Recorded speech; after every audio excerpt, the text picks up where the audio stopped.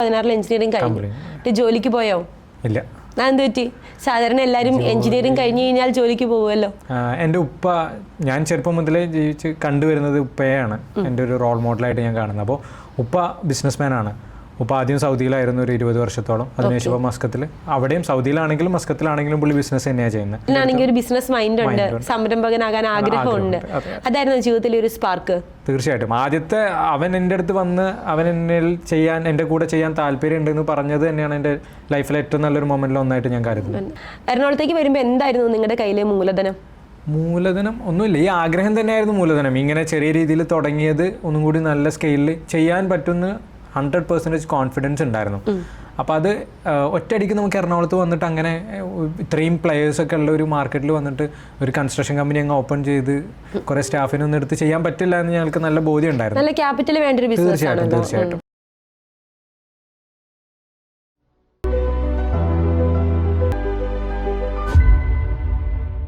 Hi, ഞാൻ അന്ന Susan. സ്പാർക്കിൻ്റെ സ്പാർക്കുള്ള പുതിയൊരു എപ്പിസോഡിലേക്ക് സ്വാഗതം. അഫ്സൽ, നമസ്കാരം. നമസ്കാരം. അഫ്സൽ, എവിടെയാണ് സ്വദേശം? സ്വദേശം മലപ്പുറം ജില്ലയിൽ പൊന്നാനിക്കടുത്ത് പാലപ്പെട്ടി എന്ന് പറയുന്ന സ്ഥലം. പാലപ്പെട്ടി എന്ന് പറയുന്ന ഗ്രാമത്തിലാണ് ജനിച്ചതും വളർന്നതൊക്കെ അവിടെ തന്നെ? അവിടെ തന്നെ. എന്തായിരുന്നു വിദ്യാഭ്യാസം? ഞാൻ എഞ്ചിനീയറിംഗ് ആണ് കംപ്ലീറ്റ് ചെയ്തത്. ഓക്കെ. +2 വരെ നാട്ടിൽ തന്നെയാണ്, ഗവൺമെന്റ് സ്കൂളിലാണ് പഠിച്ചതൊക്കെ. പൊന്നാനി തന്നെ? പൊന്നാനി അടുത്ത് ഒരു മാറഞ്ചേരി, GHSS മാറഞ്ചേരിയിലാണ് ഞാൻ +1 +2 ചെയ്തത്. 10th വരെ ഞാനൊരു ഉമരി ഇംഗ്ലീഷ് സ്കൂൾ എന്ന് പറഞ്ഞൊരു സ്കൂളിലായിരുന്നു പഠിച്ചത്. ഓക്കെ. അത് കഴിഞ്ഞ് പിന്നെ എഞ്ചിനീയറിംഗ് ചെയ്തത് KME എഞ്ചിനീയറിംഗ് കോളേജിലാണ്, ഇവിടെ എറണാകുളം തന്നെ, പൂക്കാട്ടുപടി. അങ്ങനെയാണ് എറണാകുളത്തേക്ക് ആദ്യമായിട്ട് വരുന്നത്? 2012 എറണാകുളത്തേക്ക് ആദ്യമായിട്ട്. ഓക്കെ. എഞ്ചിനീയറിംഗ് ഏത് ഇയറിലാണ് കഴിയുന്നത്? ഞാൻ 2016 എഞ്ചിനീയറിംഗ് കംപ്ലീറ്റ്. 2016 എഞ്ചിനീയറിംഗ് കഴിഞ്ഞു ജോലിക്ക് പോയോ? ഇല്ല. എന്ത് പറ്റി? സാധാരണ എല്ലാവരും എഞ്ചിനീയറിംഗ് കഴിഞ്ഞ് കഴിഞ്ഞാൽ ജോലിക്ക് പോകുമല്ലോ. എൻ്റെ ഉപ്പ, ഞാൻ ചെറുപ്പം മുതലേ ജീവിച്ച് കണ്ടുവരുന്നത് ഉപ്പയാണ് എൻ്റെ ഒരു റോൾ മോഡലായിട്ട് ഞാൻ കാണുന്നത്. അപ്പോൾ ഉപ്പ ബിസിനസ്മാനാണ്. ഉപ്പ ആദ്യം സൗദിയിലായിരുന്നു ഒരു 20 വർഷത്തോളം. അതിനുശേഷം ഇപ്പോൾ മസ്കത്തിൽ, അവിടെയും സൗദിയിലാണെങ്കിലും മസ്കത്തിലാണെങ്കിലും പുള്ളി ബിസിനസ് തന്നെയാണ് ചെയ്യുന്നത്. സൂപ്പർ മാർക്കറ്റും ഹോട്ടലും കാര്യങ്ങളൊക്കെ ആയിട്ട്. അപ്പോൾ എനിക്ക് അങ്ങനെ ഒരു ബിസിനസ് ഓറിയൻറ്റേഷനിൽ പോകണം താല്പര്യമുണ്ട്. അതിൻ്റെ കൂടെ തന്നെ എഞ്ചിനീയറിംഗ് പഠിക്കണം എന്നും ഭയങ്കരമായിട്ട് ആഗ്രഹം ഉണ്ടായിരുന്നു. അങ്ങനെ ഞാൻ എഞ്ചിനീയറിംഗ് എടുത്ത് എഞ്ചിനീയറിംഗ് കംപ്ലീറ്റ് ചെയ്ത് കഴിഞ്ഞതിന് ശേഷം ഞാൻ പുറത്തേക്ക് പോയായിരുന്നു. ഒരു വിസിറ്റിംഗ് വിസയ്ക്ക് പോയതാണ് ഒരു 2 months വേണ്ടിയിട്ട്. അവിടെ ചെന്നിട്ട് ഞാൻ ജോലിയല്ല നോക്കിയത്, എന്തെങ്കിലും ബിസിനസ് ഓപ്പർച്യൂണിറ്റീസ് ഒക്കെ ഉണ്ടാകുന്ന നോക്കിയത്. പിന്നെ ഒരു വീട്ടിലെ കുറച്ച് ഫംഗ്ഷൻസൊക്കെ വേണ്ടിയിട്ട് ഒന്ന് നാട്ടിലേക്ക് വരേണ്ടി വന്നു. അങ്ങനെയാണ് പിന്നെ ഇവിടെ വന്നിട്ട് ബിസിനസ്സിലേക്ക്. ബിസിനസ് തുടങ്ങുന്നത് ദുബായിലാണോ അതോ നാട്ടിലാണോ? അല്ല, നാട്ടിൽ തന്നെയാണ് തുടങ്ങിയത്. അവിടെ എങ്ങനെ പ്ലാൻ ചെയ്തായിരുന്നു, ഇങ്ങനെ പുറത്ത് ചെയ്യണം എന്നൊക്കെ ഒരു ആഗ്രഹം വെച്ചിട്ട് ചെയ്തായിരുന്നു. പിന്നെ അത് നാട്ടിലേക്ക് വന്നപ്പോൾ ഇവിടെയുള്ള കാര്യങ്ങളൊക്കെ ഒന്ന് മനസ്സിലാക്കിയപ്പോൾ എനിക്ക് തോന്നി നമ്മുടെ നാട്ടിൽ ചെയ്യലാണ് ഏറ്റവും കൂടുതൽ ഇമ്പോർട്ടൻ്റ് എന്ന്. അപ്പോൾ എന്നെ സപ്പോർട്ട് ചെയ്തത് എൻ്റെ ബ്രദറുണ്ട്, എൻ്റെ പാർട്ട്ണറുണ്ട്, ഷബാബ് എന്നാണ് പേര്, എൻ്റെ കസിൻ ബ്രദറാണ്. പുള്ളി 2010 മുതൽ എഞ്ചിനീയറിംഗ് കംപ്ലീറ്റ് ചെയ്തതിനു ശേഷം പുള്ളിക്ക് ഒരു കൺസ്ട്രക്ഷൻ കമ്പനി റൺ ചെയ്തിരുന്നു. പുള്ളി നാട്ടിൽ തന്നെ, അവിടെ പൊന്നാനിക്ക് അടുത്ത് തന്നെയാണ് ഓഫീസൊക്കെ ഉണ്ടായിരുന്നത്. സോ പുള്ളി എഞ്ചിനീയറിംഗ് കഴിഞ്ഞ് കംപ്ലീറ്റ് ചെയ്ത് ഇത് സ്റ്റാർട്ട് ചെയ്ത് കഴിഞ്ഞ് പുള്ളിയുടെ മാരേജിന് വേണ്ടിയിട്ടാണ് ഞാൻ ഗൾഫിൽ നിന്ന് വിസിറ്റിങ്ങിന് പോയാൽ ഞാൻ തിരിച്ചു വരുന്നത്. അപ്പോൾ കല്യാണം കഴിഞ്ഞ് ഞാനിങ്ങനെ തിരിച്ചു പോകാന്നുള്ള പ്ലാനിൽ നിൽക്കുമ്പോൾ അവൻ എൻ്റെ അടുത്ത് വന്ന് പറഞ്ഞു അവന് കമ്പനി ഒന്നും കൂടി എക്സ്പാൻഡ് ചെയ്യണമെന്ന് ആഗ്രഹമുണ്ട്. കാരണം അവൻ 2010 തുടങ്ങി 16 വരെ അവർക്ക് ഏകദേശം ഒരു 6 to 7 സ്റ്റാഫ്സ് ഒക്കെ ഉണ്ടായിട്ടുള്ളൂ. നാട്ടിൽ ചെയ്യുമ്പോൾ അത്രയും ഒരു സ്കെയിലിൻ്റെ ആവശ്യമുള്ളൂ, ചെറിയ ഗ്രാമമാണ്. അതെ. അപ്പോൾ അവനത് ഒന്നും കൂടിയും അവൻ്റെ ഒരു എന്താ പറയുക വിഷനാണ്, അവനതൊന്നും കൂടി വലുതാക്കണം എന്നും ആഗ്രഹമുണ്ട്.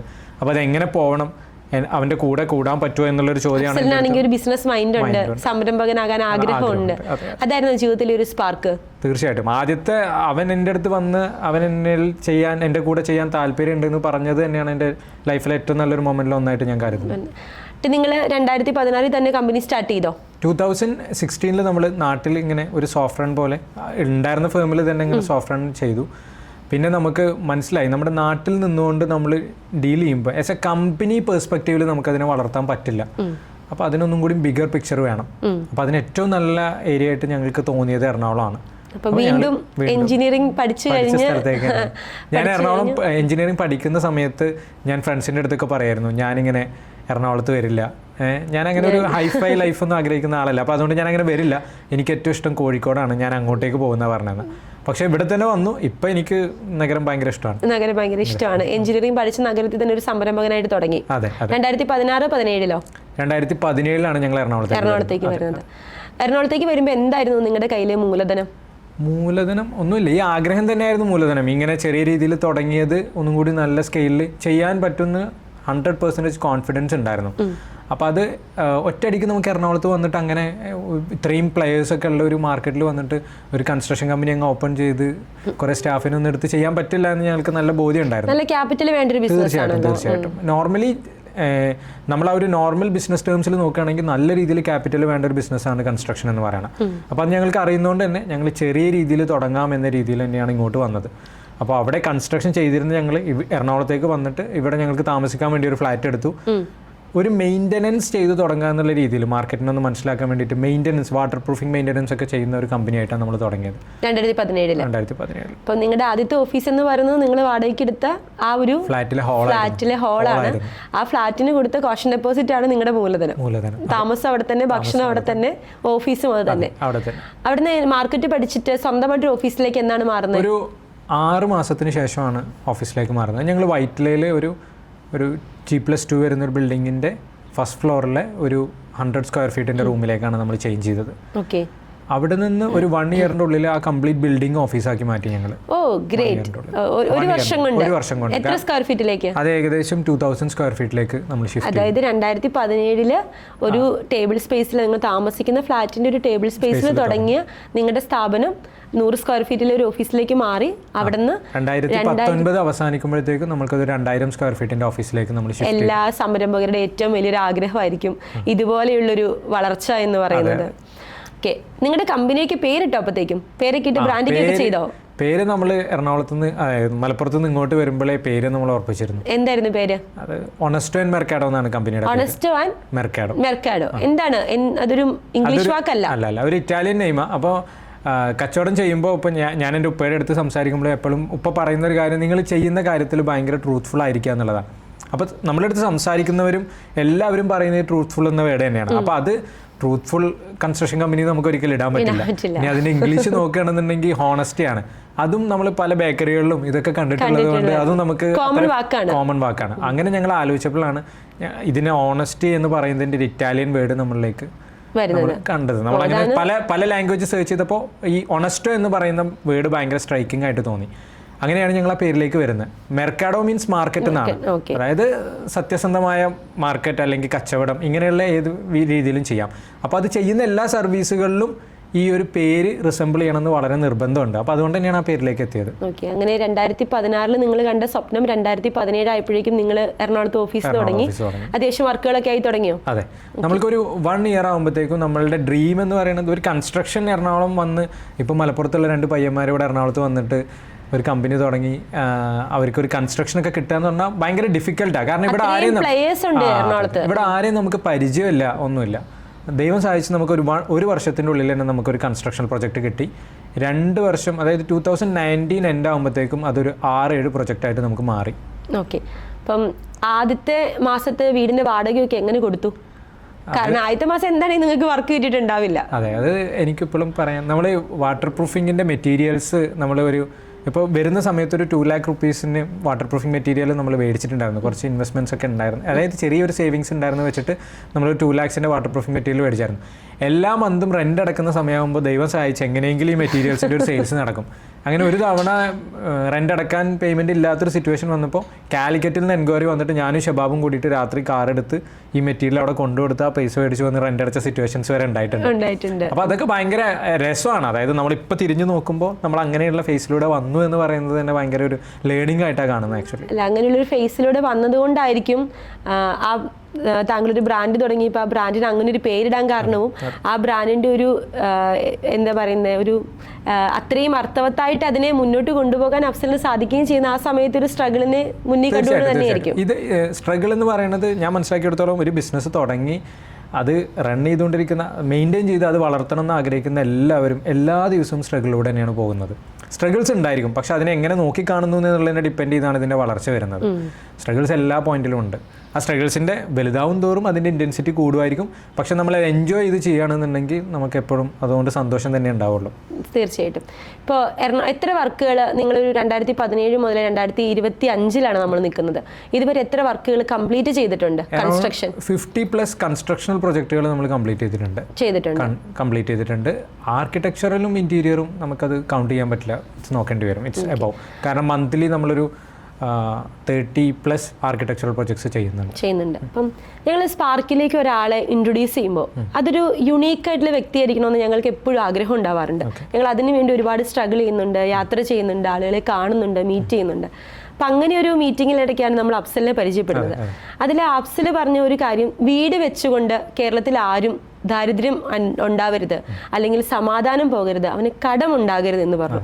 ആ ഒരു പോയിന്റിലാണ് ഇന്ന് അഫ്സൽ ഈ സ്പാർക്കിന്റെ ഹോട്ട് സീറ്റിൽ ഇരിക്കുന്നത്. എന്താണ് അഫ്സലിന്റെ ആ കോൺസെപ്റ്റ്?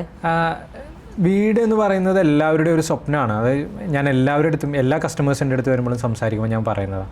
അത് കറക്റ്റായിട്ടുള്ള വീക്ഷണത്തോടെയും പ്ലാനിങ്ങോടെയും ചെയ്യാത്തതിൻ്റെ കാരണം ഏറ്റവും കൂടുതൽ വീട് വെച്ച് കടക്കാരാവുന്ന ആൾക്കാരാണ് ഏറ്റവും കൂടുതലുള്ളത് നമ്മുടെ മാർക്കറ്റിൽ. വീട് വെക്കാൻ, ഇപ്പോൾ എനിക്കൊരു വീട് വെക്കണമെന്നൊരു ആഗ്രഹമുണ്ട്, എനിക്കതിന് പ്രത്യേകിച്ച് ബഡ്ജറ്റ് ഒന്നും ഇല്ലാന്നുണ്ടെങ്കിൽ ആ വീട് നിർമ്മാണം അവസാനിക്കുമ്പോഴത്തേക്കും ഞാനൊരു കടക്കാരനായിട്ടുണ്ടാവും. തീർച്ചയായിട്ടും. അത് ബാങ്ക് ലോണിൻ്റെ രീതിയിലാവാം, നമുക്ക് പരിചയമുള്ളവരുടെ അടുത്ത് നിന്ന് മേടിക്കുന്ന പൈസ സ്വർണ്ണം പണയം വെക്കുന്നതാവാം, പല മാർഗത്തിലാവാം. എൻഡ് ഓഫ് ദ ഡേ ആ വീട് കംപ്ലീറ്റ് ആവും, പക്ഷെ അതിൽ സമാധാനത്തോടെ ജീവിക്കാൻ പറ്റില്ല. അപ്പോൾ അതിന് ഒരു സൊല്യൂഷൻ ഉണ്ടാക്കുക എന്നുള്ളതും അതാണ് ഓണസ്റ്റ് ആൻഡ് മാർക്കറ്റിന്റെ ഏറ്റവും ബേസിക് മോട്ടീവ്. അതിന് ആദ്യമായിട്ട് ചെയ്യേണ്ട കാര്യം പ്രീ പ്ലാനിങ് ആണ്. അതായത് ഏതൊരു പ്രൊജക്ട് തുടങ്ങുന്നതിന് മുന്നേയും അതിന്റെ പ്ലാനിങ് എന്ന് പറയുന്ന കാര്യം, അതായത് ഞാൻ പറയുന്നത് ഡിസൈൻ പ്ലാനിങ് അല്ല, ഇതിന്റെ ഡിസൈൻ പ്ലാനിങ് വരും, ബഡ്ജറ്റ് പ്ലാനിങ് വരും. ഈ രണ്ട് കാര്യങ്ങളും വളരെ പ്രോപ്പറായിട്ട് കസ്റ്റമറെ മനസ്സിലാക്കിയിട്ട് നമുക്ക് ചെയ്തു കഴിഞ്ഞാൽ ഞാൻ ഈ ആദ്യം പറഞ്ഞ ഞങ്ങളുടെ ഡ്രീമിലേക്ക് എത്താൻ നമുക്ക് ഒരു ബുദ്ധിമുട്ടുമില്ല. നമ്മളിലേക്ക് വരുന്ന എല്ലാ കസ്റ്റമേഴ്സിനും നമ്മൾ ആ ഒരു പാത്തിലൂടെ തന്നെയാണ് കൊണ്ടുപോകുന്നത്.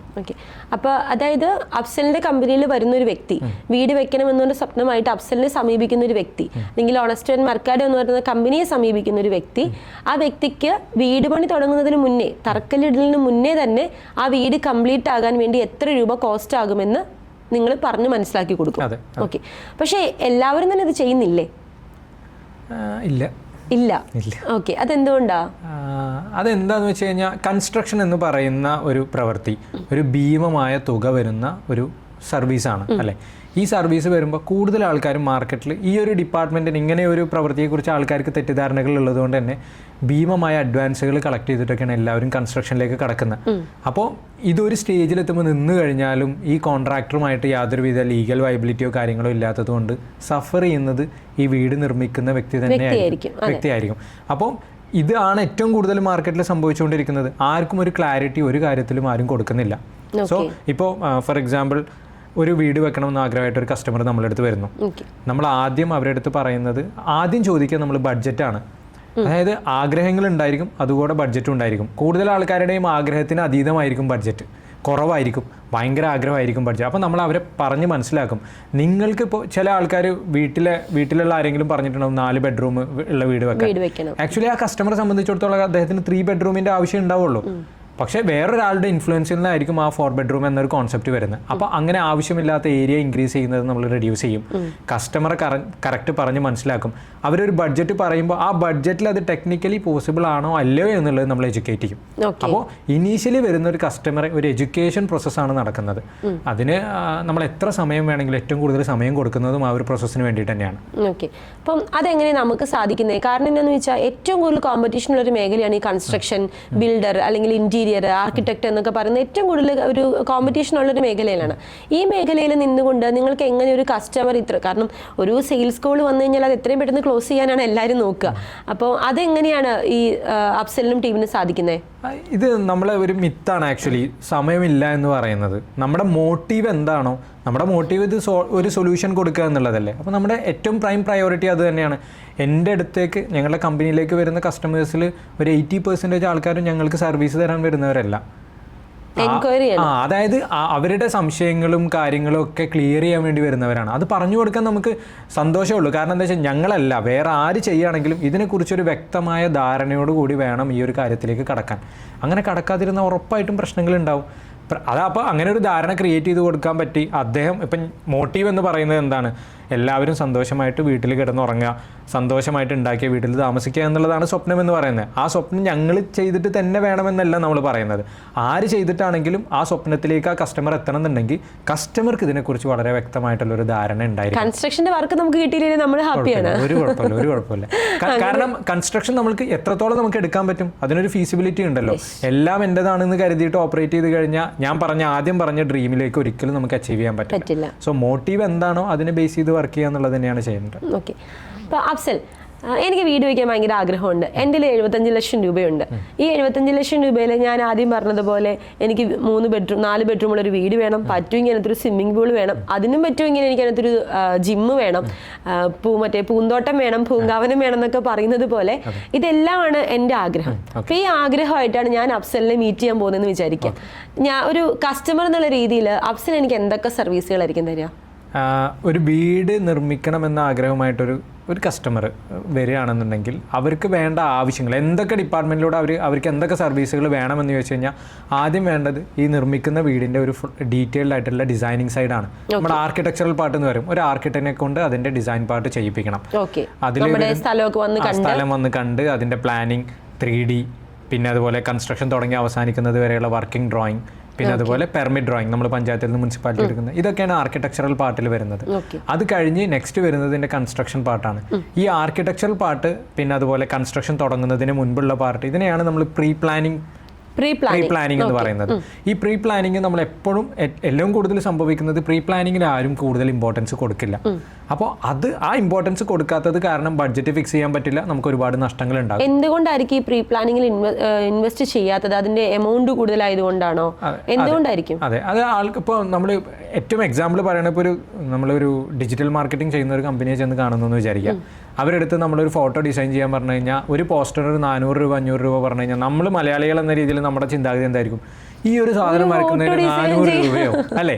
ഇതുപോലെ തന്നെയാണ് ഈ കൺസ്ട്രക്ഷൻ എന്ന് പറയുന്ന വീട് നിർമ്മാണവുമായി ബന്ധപ്പെട്ട കാര്യങ്ങൾ വരുമ്പോൾ അതിൻ്റെ പ്രീ പ്ലാനിങ്ങിന് വരുന്നത്. ഞാൻ പറയുന്നത് മിനിമം ഒരു 2 to 3% ആണ് ടോട്ടൽ ബഡ്ജറ്റിൻ്റെത് നമുക്ക് ആർക്കിടെക്ചറിനും അതുപോലെ ഈ പ്രീ പ്ലാനിങ് സ്റ്റേജിന് വരുന്നത്.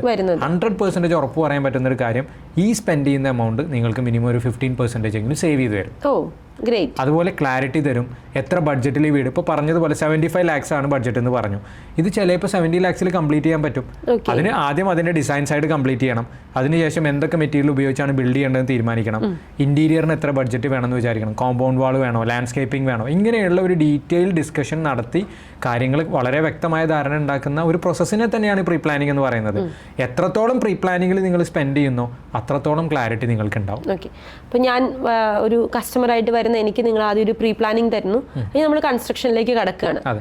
ബാക്കി എന്തായിരിക്കും മുന്നോട്ടുള്ള? കൺസ്ട്രക്ഷനിലേക്ക് കടക്കുന്നതിന് മുൻപ് നമ്മൾ കസ്റ്റമറായിട്ടൊരു ഡിസ്കഷൻ ഇരുന്ന് അതിനുശേഷം ഒരു മെറ്റീരിയൽ സെലക്ഷൻ പ്രോസസ്സ് ഉണ്ട്. വീട് തുടങ്ങി അവസാനിക്കുന്നത് വരെ എന്തൊക്കെ മെറ്റീരിയലാണ് ഉപയോഗിക്കേണ്ടത്, ആ ബ്രാൻഡിൻ്റെ സ്പെസിഫിക് എന്താണ്, അതിൻ്റെ ഗുണങ്ങൾ എന്താണെന്നൊക്കെ നമ്മൾ എഡ്യൂക്കേറ്റ് ചെയ്ത് കസ്റ്റമറെ കൊണ്ട് തന്നെ നമ്മൾ മെറ്റീരിയൽ സെലക്ട് ചെയ്യും. അതിനുശേഷം ഒരു ക്വാണ്ടിറ്റി എസ്റ്റിമേറ്റ് ചെയ്തിട്ടുള്ള ഒരു കൊട്ടേഷൻ നമ്മൾ കൊടുക്കും. ആ കൊട്ടേഷൻ്റെ ബഡ്ജറ്റ് കൂടുതലാണെങ്കിൽ മെറ്റീരിയൽസിൽ ഡിഫറൻസസ് വരുത്തി ബഡ്ജറ്റ് നമ്മൾ കുറച്ച് ഒരു ഫൈനൽ കൊട്ടേഷൻ ആയി വർക്ക് സ്റ്റാർട്ട് ചെയ്ത് കഴിഞ്ഞാൽ, വർക്ക് സ്റ്റാർട്ട് ചെയ്ത് മുൻപോട്ട് പോകുമ്പോൾ ഞങ്ങളുടെ കമ്പനിയുടെ ഒരു മെത്തേഡ് ഓഫ് ഓപ്പറേഷൻ ഉണ്ട്. എവിടെയാണോ വർക്ക് നടക്കുന്നത്, ഫോർ എക്സാമ്പിൾ ഇപ്പോൾ ട്രിവാൻഡ്രത്താണ് വർക്ക് നടക്കുന്നുണ്ടെങ്കിൽ അവിടെ നമ്മൾ ചെന്ന് താമസിച്ച് നമ്മൾ ലേബേഴ്സിനെ അവിടെ അക്കോമഡേറ്റ് ചെയ്ത് ഓരോ സൈറ്റിലേക്കും ഓരോ സൈറ്റ് എഞ്ചിനീയർ ഡിപ്ലോയ് ചെയ്തിട്ടൊക്കെയാണ് നമ്മൾ വർക്ക് ചെയ്യുന്നത്. ഞങ്ങൾക്കൊരു പ്രൊജക്ട് മാനേജ്മെൻറ്റ് ഡിപ്പാർട്ട്മെൻറ്റ് തന്നെയുണ്ട്. അതായത് അങ്ങനെയുള്ള രീതികളിലാണ് അത് ഓപ്പറേറ്റ് ചെയ്ത് പോകുന്നത്. അത് കഴിഞ്ഞാണ് അതിനോട് പാരലലി ഇൻറ്റീരിയർ വരുന്നത്. പിന്നെ ലാൻഡ്സ്കേപ്പിംഗ്, കോമ്പൗണ്ട് വാൾ, ഇങ്ങനെയുള്ള സർവീസുകളൊക്കെയാണ് ബാക്കിയുള്ളതായിട്ട് കയറി വരുന്നത്. ഇതെല്ലാം നമ്മൾ തന്നെ ചെയ്യുന്നുണ്ട്. കാരണം ഇപ്പോൾ ഈ ലാൻഡ്സ്കേപ്പിംഗ് എന്ന് പറയുന്നതാണ് ഏറ്റവും കൂടുതൽ. ഞാൻ കഴിഞ്ഞ ദിവസം കേട്ടൊരു ഞെട്ടിക്കുന്ന കാര്യമാണ്, വീട് വെച്ചത് 20 കോടി രൂപയ്ക്ക് അതിൽ 5 കോടി രൂപയും കണ്ട് ലാൻഡ്സ്കേപ്പിങ്ങിന് മുടക്കിയെന്നൊരു. ചിലപ്പോൾ 2 ഏക്കറുള്ള സ്ഥലമായിരിക്കും മൊത്തം ലാൻഡ്സ്കേപ്പിംഗ് ചെയ്തിട്ടുണ്ടായിരിക്കും, പറയാൻ പറ്റില്ല. അതായത് ഡിപ്പെൻസ് ആണ്. അതായത് ബഡ്ജറ്റ് എന്താണെന്ന് മനസ്സിലാക്കുക. ഒരു വീട് വെക്കുന്ന ആൾക്ക് വേണ്ട സർവീസുകളാണ് ഞാൻ നേരത്തെ പറഞ്ഞത്. ഒന്ന് ആർക്കിടെക്ചർ സർവീസ് വേണ്ടി വരും, അതുപോലെ കൺസ്ട്രക്ഷൻ വേണം. അതുപോലെ ഇപ്പോൾ കൺസ്ട്രക്ഷൻ ഒരു കമ്പനിക്ക് കൊടുക്കുന്നില്ല എന്നുണ്ടെങ്കിൽ ഒരു ലേബർ കോൺട്രാക്ട് കൊടുക്കുകയാണെങ്കിൽ ഞാൻ എപ്പോഴും പറയുന്നത് നിങ്ങൾ പ്രൊജക്ട് മാനേജ്മെൻറ്റ് കൺസൾട്ടേഷൻ എടുക്കണം, നിർബന്ധമാണ്. അതുപോലെ ഇൻറ്റീരിയർ സർവീസ്, പിന്നെ ബാക്കി പേപ്പർ വർക്കുകൾ ഉണ്ടായിരിക്കും, ഗവൺമെൻറ് റിലേറ്റഡ് പേപ്പർ വർക്ക്. ഇങ്ങനെയുള്ള എല്ലാ സൊല്യൂഷൻസും നിങ്ങൾ ഓണസ്റ്റ് ആൻഡ് മെർക്കാഡോനെ സമീപിച്ച് കഴിഞ്ഞാൽ നിങ്ങൾക്കൊരു 1 പോയിന്റിൽ കിട്ടും. ഞങ്ങളതിന് 1 പോയിന്റ് സൊല്യൂഷൻ, 1 സ്റ്റോപ്പ് സൊല്യൂഷൻ എന്നൊക്കെയാണ് നമ്മൾ പറയുന്നത്. ബട്ട് നമ്മൾ ആദ്യം തന്നെ കസ്റ്റമറെ 1 സ്റ്റോപ്പ് സൊല്യൂഷൻ എല്ലാം കൂടി കൊടുക്കുകയല്ല ചെയ്യാം. ആദ്യം നമ്മൾ പ്രീ പ്ലാനിങ്, അതായത് ആദ്യം ആർക്കിടെക്ചർ ഡിപ്പാർട്ട്മെന്റും എസ്റ്റിമേഷൻ ഏരിയയിലേക്കാണ് നമ്മൾ ഇൻവൈറ്റ് ചെയ്യുക. അവിടെ കസ്റ്റമർ 100% ഹാപ്പി ആണെങ്കിൽ മാത്രം അടുത്ത സർവീസ് ചൂസ് ചെയ്താൽ മതി. എല്ലാവരും ഇങ്ങനെ തന്നെ ചെയ്യണം എന്നാണ് ഞാൻ പറയുന്നത്. കാരണം ഇങ്ങനെ ചെയ്തില്ലെങ്കിലുള്ള പ്രശ്നം എന്താണെന്ന് വെച്ച് കഴിഞ്ഞാൽ ആദ്യമേ കൺസ്ട്രക്ഷൻ്റെ കമ്മിറ്റ്മെൻറ്റ് വരും. അപ്പോൾ ഡിസൈൻ ചെയ്യുന്നവർ അവർക്ക് ഇഷ്ടമുള്ള സ്ക്വയർ ഫീറ്റിലേക്ക് ചെയ്യും. കാരണം സ്ക്വയർ ഫീറ്റ് മാർക്കറ്റിൽ ഇപ്പോൾ എല്ലാവരും സ്ക്വയർ ഫീറ്റിനാണല്ലോ കോട്ട് ചെയ്യുന്നത്. അപ്പോൾ സ്ക്വയർ ഫീറ്റ് കൂടുന്നതിനനുസരിച്ചിട്ട് ബഡ്ജറ്റും കൂടും. അപ്പോൾ അങ്ങനെയുള്ള ഒരുപാട് എൻക്വയറീസും ഇൻസിഡൻസ് ഒക്കെ നമുക്ക് വരുന്നതാണ്. അപ്പോൾ ഓരോ ഘട്ടമായിട്ട് എൻട്രി ചെയ്യുക, അത് തന്നെ പഠിച്ചിട്ട് ചെയ്യാം. ചെയ്യുന്നതിന് മുൻപ് കംപ്ലീറ്റ് ക്ലാരിറ്റി വരുത്തുക, മാറ്റങ്ങൾ ചെയ്യുന്നതിൻ്റെ ഇടയിൽ വരുത്താതിരിക്കുക. ഈ പൊളിച്ചു പണിയുക ഇങ്ങനെയുള്ള കാര്യങ്ങളൊക്കെയാണ് കൂടുതൽ എക്സ്പെൻസുകൾ കൂട്ടുന്നത്. റെനോവേഷൻസ് ചെയ്യാം. റെനോവേഷൻസ് ചെയ്യുമ്പോഴും നമ്മൾ ഇവാലുവേറ്റ് ചെയ്യണം. ഞാൻ റെനോവേറ്റ് ചെയ്യുന്നതാണോ എനിക്ക് ലാഭകരം, പുതിയത് ഉണ്ടാക്കുന്നതാണോ? ഇത് നമുക്ക് ഡിസൈൻ ചെയ്ത് ഡീറ്റെയിൽഡ് ആയിട്ടുള്ള എസ്റ്റിമേറ്റും ചെയ്താൽ നമുക്ക് മനസ്സിലാക്കാൻ പറ്റുന്നതാണ്. അതെ. ഓക്കെ. ഇപ്പം 35 ലക്ഷം രൂപ ചിലപ്പോൾ ഞാൻ ലോൺ എടുത്തിട്ടായിരിക്കും വരുന്നത്. ഈ 35 ലക്ഷം രൂപ ലോൺ എടുത്തിട്ട് വരുമ്പോൾ എന്നെ എത്രത്തോളം പഠിപ്പിച്ചു എന്ന് പറഞ്ഞാലും എൻ്റെ ആ 35 ലക്ഷം രൂപ ലോൺ എമൗണ്ട് അവിടെ തന്നെ നിൽക്കുന്നുണ്ടല്ലോ. അപ്പോൾ എങ്ങനെ നമുക്ക് എൻ്റെ കോസ്റ്റ് കുറയ്ക്കാൻ പറ്റും? ഇതിൽ ഇപ്പോൾ ഒരു എക്സാമ്പിൾ ആയിട്ട് പറയുന്നത്, ഞാൻ 35 lakhs പറയുന്നില്ല, എനിക്കൊരു എക്സാമ്പിൾ പറയാൻ പറ്റുന്നത്, ഞങ്ങൾക്കൊരു കസ്റ്റമർ ഉണ്ടായിരുന്നു വൈപ്പിനിൽ നിന്ന്. അദ്ദേഹത്തിന് ആർക്കിടെക്ചറൽ പാർട്ട് കഴിഞ്ഞു. അതിനുശേഷം നമ്മൾ പുള്ളിയുടെ അടുത്ത് നിന്നുള്ള മെറ്റീരിയൽസ് എല്ലാം പുള്ളിൻ്റെ ഡിസ്കഷന് ശേഷം നമ്മൾ കൊട്ടേഷൻ സബ്മിറ്റ് ചെയ്തപ്പോൾ 98 ലക്ഷം രൂപ ബഡ്ജറ്റ് വന്നു. ആ പുള്ളിയുടെ അടുത്ത് കൊട്ടേഷൻ ഇരിക്കുമ്പോഴേ ഞാൻ പറഞ്ഞിരുന്നു ഇതൊരു ഇനീഷ്യൽ ഡിസ്കഷൻ ആണ് എന്നുള്ളത്.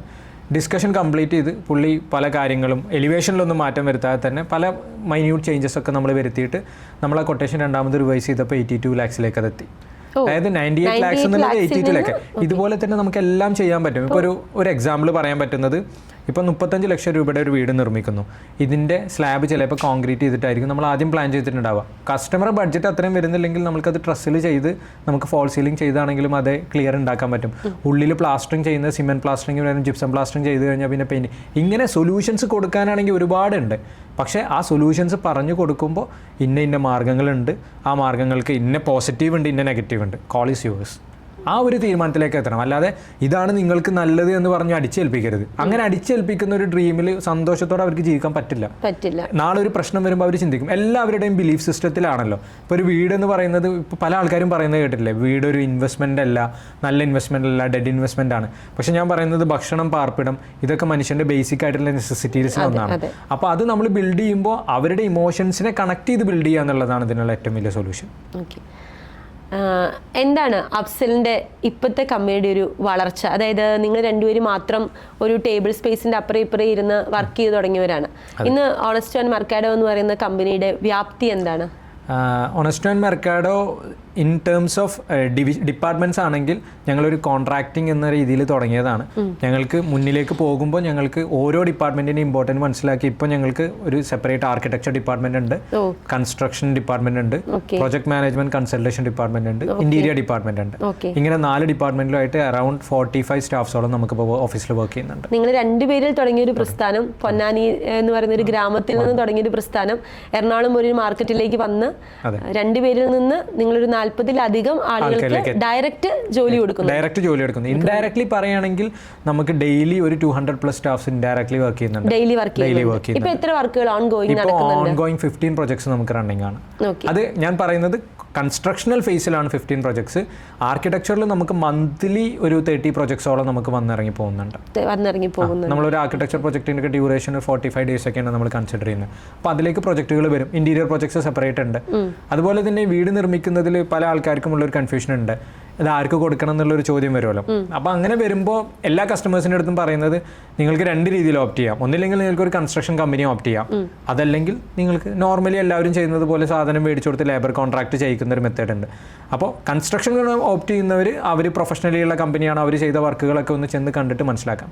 ലേബർ കോൺട്രാക്ട് കൊടുക്കുന്ന ആൾക്കാരുടെ അടുത്ത് ഏറ്റവും കൂടുതൽ പറയാനുള്ളത്, നിങ്ങൾ ഒരു കൺസൾട്ടന്റിനെ ഹയർ ചെയ്യണം. പ്രൊജക്ട് മാനേജ്മെന്റ് കൺസൾട്ടന്റ് എന്നാണ് അതിനെ ടെക്നിക്കലി പറയാം. ഒരു എഞ്ചിനീയർ, ക്വാളിഫൈഡ് ആയിട്ടുള്ള എഞ്ചിനീയർ, വളരെ പ്രൊഫഷണലി വർക്ക് ചെയ്യുന്ന ഒരു സ്ഥാപനത്തെ നിങ്ങൾ ഹയർ ചെയ്യുക. സിവിൽ എഞ്ചിനീയർ മാത്രം ഹയർ ചെയ്യുന്നതിനേക്കാൾ നല്ലത് ഒരു പ്രൊഫഷണലി ക്വാളിഫൈഡ് ആയിട്ടുള്ള കമ്പനിയെ ഹയർ ചെയ്യുക. അതിന് ചിലപ്പോൾ നിങ്ങൾക്ക് ഒരു 10-15 രൂപയൊക്കെ കൂടുതൽ വന്നേക്കാം. പക്ഷേ അത് നിങ്ങൾക്ക് ഭയങ്കരമായ ലാഭം ഉണ്ടാക്കും. ഇപ്പോൾ ഫോർ എക്സാമ്പിൾ ഒരു PMC കൺസൾട്ടന്റിന് നിങ്ങൾ 4.5 ലക്ഷം രൂപ കൊടുക്കുകയാണെങ്കിൽ ആ കമ്പനി ഉറപ്പായിട്ട് നിങ്ങൾക്ക് ഒരു 10 ലക്ഷം രൂപയുടെ ലാഭം ഉണ്ടാക്കി തരും. ഓക്കെ ഓക്കെ, 6 ലക്ഷം രൂപ ലാഭമാണ്.